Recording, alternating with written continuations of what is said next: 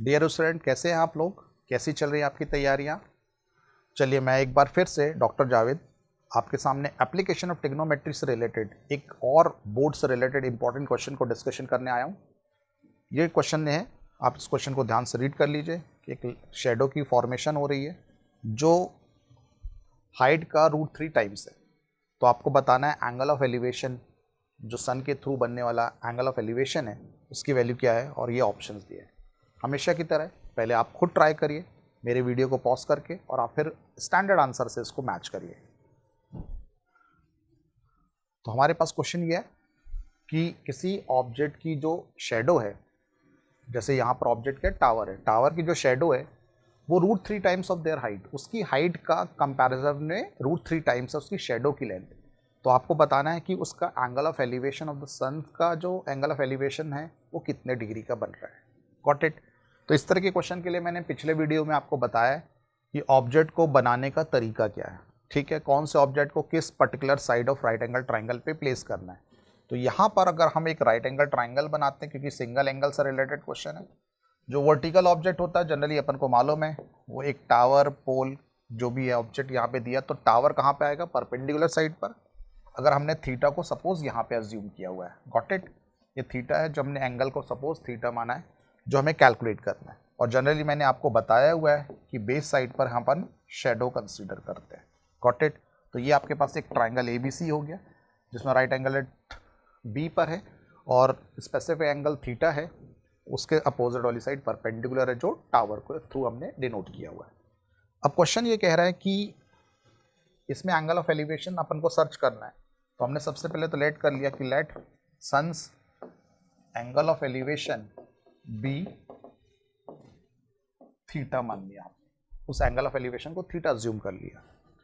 अब in triangle ABC में सबसे पहले तो अपन को ये दिया हुआ है कि इसमें स्टैंडर्ड जो है वो जो न्यूमेरिकल वैल्यूज है वो नहीं दी है, वो हमारे पास रिलेशन के टर्म्स में दिया है कि शेडो की लेंथ टावर की हाइट का √3 टाइम्स है। तो हम सबसे पहले अज्यूम कर लेंगे कि लेट, अगर हाइट ऑफ टावर को हमने अगर सपोज या तो x भी मान सकते हैं या हम कंसीडर कर सकते हैं उसको h, जो भी आप अज्यूम कर सकते हैं इजीली। तो आपने मान लीजिए फॉर एग्जांपल x मीटर मान लिया हाइट ऑफ द टावर को। देयरफॉर अगर height of the tower x है तो लेंथ ऑफ शेडो कितनी हो जाएगी, जैसे क्वेश्चन में दिया है, तो length of the shadow will be, उसका √3 टाइम्स होगी, तो √3x मीटर हो जाएगी उस पर्टिकुलर शेडो की लेंथ को, ठीक है। अब हम ट्राइंगल ABC में देखते हैं कि ट्राइंगल ABC में हमारे पास शेडो यानी बेस, टावर मतलब परपेंडिकुलर। ये भी क्वेश्चन परपेंडिकुलर और बेस से रिलेटेड है, तो हमें वो ट्रिग्नोमेट्रिक रेशियो सेलेक्ट करना पड़ेगा जिसमें ये दोनों साइड्स मिलती हैं। तो वो हमारे पास, हमें मालूम है कि परपेंडिकुलर बेस में जो रिलेशन होता है वो tan थीटा का होता है। तो tan थीटा परपेंडिकुलर और बेस है, थीटा हमें इस बार कैलकुलेट करना है। Perpendicular side is nothing but opposite side of that is AB, और बेस साइड आपके पास BC है। अगेन हमारे पास इसमें क्वेश्चन में दिया है कि AB की लेंथ क्या है, that height of the tower, जिसको हमने x अज्यूम किया है। तो हमारे पास शेडो की लेंथ √3x आ रही है। तो x is the length of the tower that is perpendicular, और बेस जो है वो हमारे पास शेडो की लेंथ है दैट इज √3x। तो हम यहाँ से देख रहे हैं कि x कैंसिल हो जाएगा, तो tan थीटा की वैल्यू अपन को मिल रही है 1/√3।